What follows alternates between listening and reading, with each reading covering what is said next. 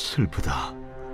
구스의 강 건너편 날개치는 소리 나는 땅이여, 갈대배를 물에 띄우고 그 사자를 수로로 보내며 이르기를, 민첩한 사절들아, 너희는 강들이 흘러 나누인 나라로 가되 장대하고 준수한 백성, 곧 시초부터 두려움이 되며 강성하여 대적을 밟는 백성에게로 가라 하는도다. 세상의 모든 거민, 지상에 사는 너희여, 산들 위에 기치를 세우거든 너희는 보고 나팔을 불거든 너희는 들을지니라. 여호와께서 내게 이르시되, 내가 나의 처소에서 조용히 감찰함이 죄인은 일광 같고 가을 더위에 운무 같도다. 추수하기 전에 꽃이 떨어지고 포도가 맺혀 익어갈 때에 내가 낫으로 그 연한 가지를 베며 퍼진 가지를 찍어버려서 산의 독수리들과 땅의 들짐승들에게 던져주리니, 산의 독수리들이 그것으로 여름을 지내며 땅의 들짐승들이 다 그것으로 겨울을 지내리라. 그때의 강들이 흘러 나누인 나라의 장대하고 준수한 백성, 곧 시초부터 두려움이 되며 강성하여 대적을 밟는 백성이 만군의 여호와께 드릴 예물을 가지고 만군의 여호와의 이름을 두신 곳 시온산에 이르리라. 애굽에 관한 경고라. 보라, 여호와께서 빠른 구름을 타고 애굽에 임하시리니 애굽의 우상들이 그 앞에서 떨겠고 애굽인의 마음이 그 속에서 녹으리로다. 내가 애굽인을 격동하여 애굽인을 치리니 그들이 각기 형제를 치며 각기 이웃을 칠 것이요, 성읍이 성읍을 치며 나라가 나라를 칠 것이며 애굽인의 정신이 그 속에서 쇠약할 것이요, 그의 계획을 내가 깨뜨리리니 그들이 우상과 마술사와 신접한 자와 요술객에게 물으리로다. 내가 애굽인을 잔인한 주인의 손에 붙이리니 포악한 왕이 그들을 다스리리라. 주 만군의 여호와의 말씀이니라. 바닷물이 없어지겠고 강이 잦아서 마르겠고 강들에서는 악취가 나겠고 애굽의 강물은 줄어들고 마름으로 갈대와 부들이 시들겠으며 나일 가까운 곳 나일 언덕의 초장과 나일강 가까운 곡식밭이 다 말라서 날려가 없어질 것이며 어부들은 탄식하며 나일강에 낚시를 던지는 자마다 슬퍼하며 물 위에 그물을 치는 자는 피곤할 것이며 세마포를 만드는 자와 배 짜는 자들이 수치를 당할 것이며 그의 기둥이 부서지고 품꾼들이 다 마음에 근심하리라. 소안의 방백은 어리석었고 바로의 가장 지혜로운 모사의 책략은 우둔하여졌으니 너희가 어떻게 바로에게 이르기를 나는 지혜로운 자들의 자손이라, 나는 옛 왕들의 후예를 할 수 있으랴. 너희 지혜로운 자가 어디 있느냐?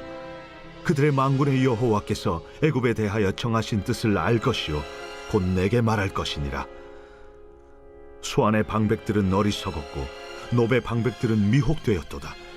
그들은 애굽 종족들의 모퉁이 또리건을 애굽을 그릇가게 하였도다. 여호와께서 그 가운데 어지러운 마음을 섞으셨으므로 그들이 애굽을 매사에 잘못 가게 함이 취한 자가 토하면서 비틀거림 같게 하였으니 애굽에서 머리나 꼬리며 종려나무 가지나 갈대가 아무 할 일이 없으리라. 매일 성경과 함께하는 아름빛 교회 말씀 묵상, 아름빛 바이블 키트 시간입니다. 2026년 8월 6일 목요일, 오늘 함께 묵상할 본문은 이사야 18장 1절부터 19장 15절까지입니다. 오늘은 두 단락을 함께 보겠는데요. 먼저는 구스, 즉 에티오피아를 두고 하신 하나님의 말씀과 이집트에 대한 심판의 명령입니다. 기다려도 아무 응답이 없는 것 같은 때가 있지요. 오늘 본문이 그런 상황입니다. 먼저 그 시절 유다가 어떤 형편이었는지 한번 보겠습니다. 당시에 아수르라는 나라가 무섭게 커지고 있었습니다. 주변 나라들이 하나씩 넘어갔죠. 유다는 작은 나라였고 당연히 다음 차례는 우리인가 보다라고 걱정하고 있었습니다. 그때 아주 먼 나라에서 손님들이 찾아오지요. 18장 1절입니다. 슬프다, 구스의 강 건너편 날개치는 소리나는 땅이여. 구스는 에티오피아가 있는 지역입니다. 예루살렘에서 2000킬로가 넘게 떨어진 그 시대 사람들에게는 땅끝과 같이 여겨지던 땅이었죠. 여기서 날개치는 소리라는 표현이 참 재밌는데요.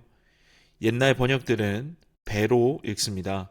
뱃사람들은 지금도 돛을 날개라고 부르고 있죠. 강을 거니는 배들이 날개를 파닥거리는 벌레떼처럼 보였다는 것입니다. 아마도 그 배를 타고 사절들이 급하게 왔다는 것을 이렇게 말한 것 같습니다. 그렇다면 무슨 일로 왔을까요? 같이 힘을 합쳐서 아수르를 막자는 것이었습니다. 3절에서 이사야가 온 세상을 부르죠. 세상의 모든 거민, 지상에 사는 너희여, 산들 위에 기치를 세우거든 너희는 보고 나팔을 불거든 너희는 들을지니라. 산 위에 깃발이 오르고 나팔 소리가 울립니다. 무슨 일이 일어날까? 아마 전쟁이 일어날까? 숨을 죽이고 있었을 것입니다. 그런데 4절에서 하나님은 이렇게 말씀하십니다.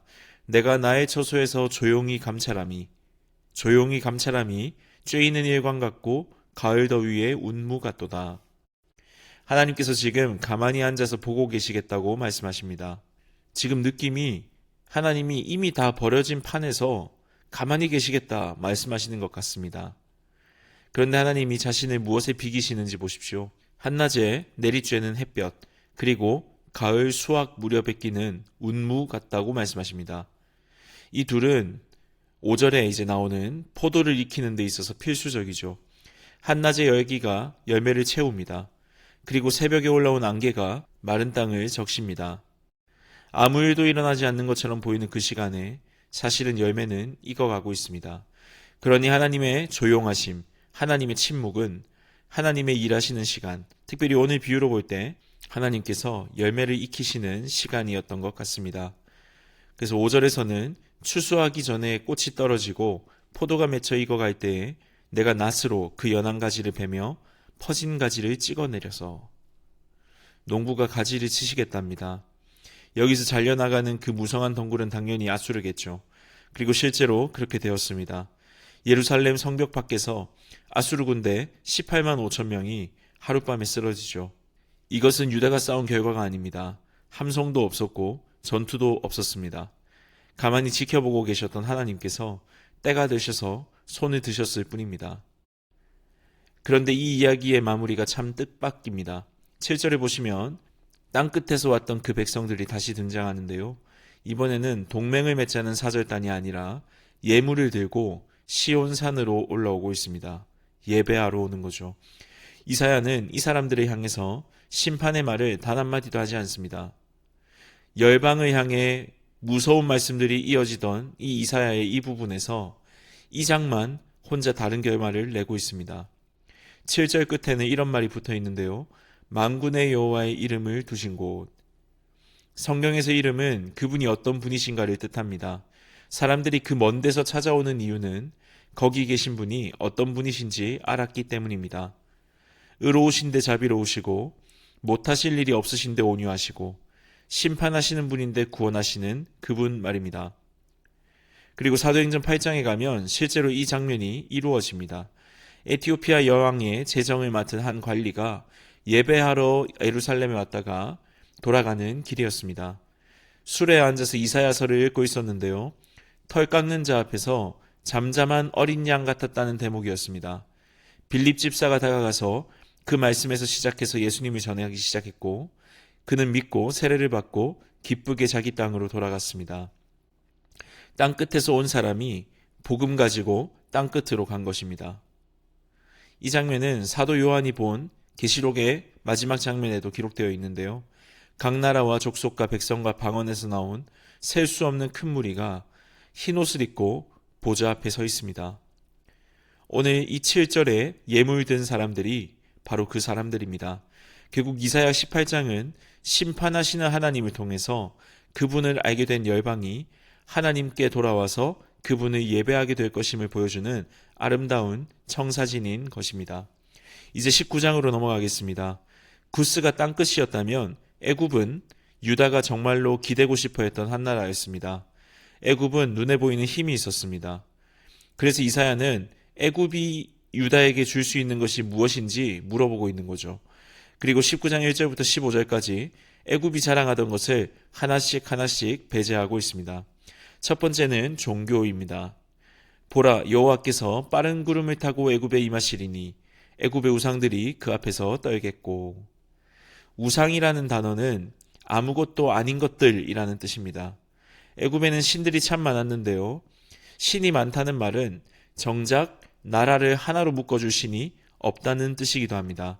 그래서 2절에서 보면 애굽 사람들이 애굽 사람을 칩니다. 형제가 형제를 치고 성읍이 성읍을 칩니다. 그래서 3절에서 사람들은 낙심하지요. 그리고 낙심한 사람들은 점쟁이 그리고 신접한 자를 찾아갑니다. 급하면 미신에 손대는 것은 오늘만의 이야기는 아닌 것 같습니다. 두 번째는 먹고 사는 문제였는데요.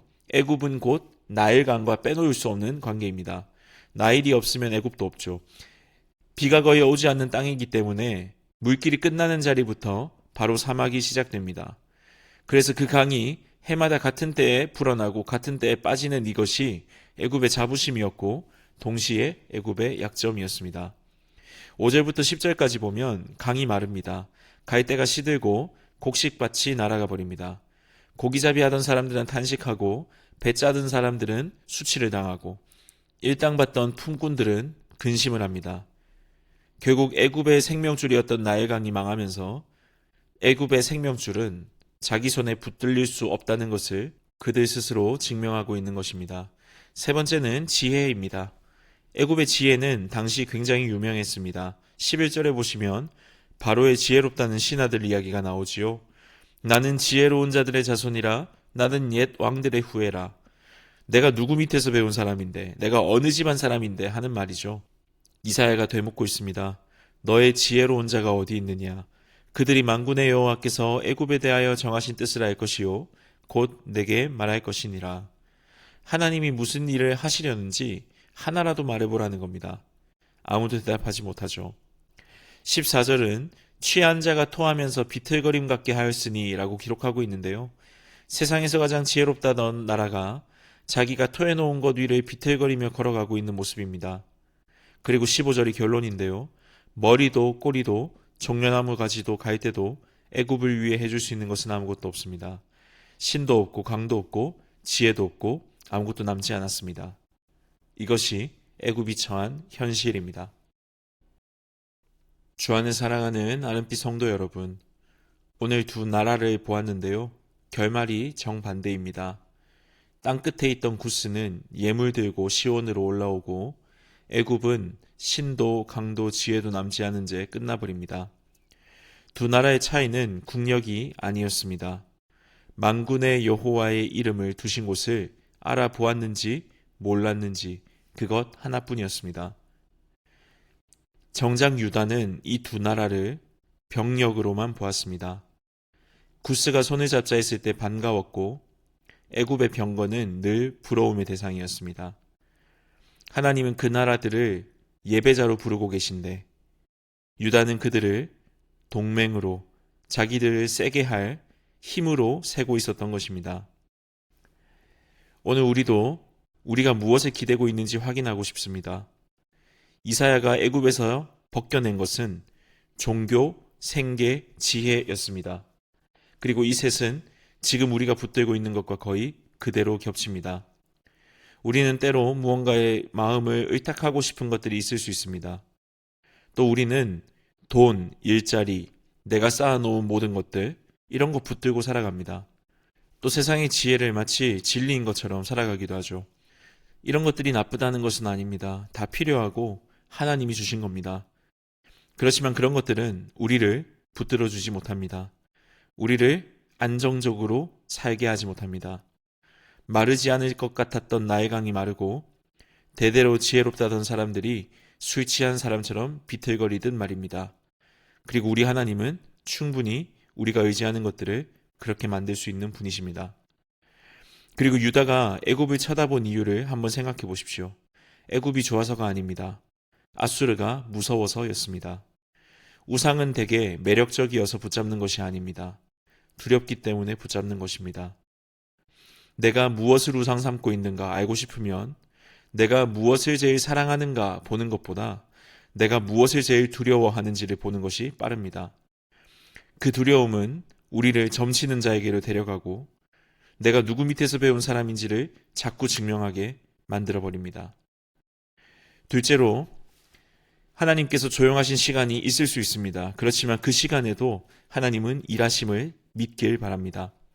앞서 우리가 18장 4절에서 하나님이 가만히 보고 계심을 보았습니다.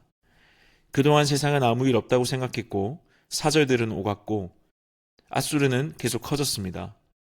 그러나 그 조용한 햇볕이 열매를 익히고 있었고 때가 찼을 때 낫이 들어갑니다.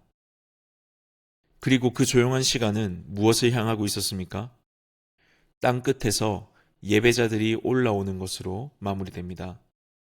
앗수르가 꺾이는 데서 끝나지 않습니다. 하나님의 침묵은 내 문제 하나 해결하는 시간이 아닐 수 있습니다.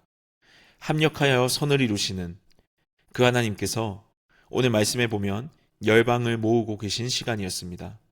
다른 말로 하나님의 구원 사역을 이루고 계신 시간이었습니다.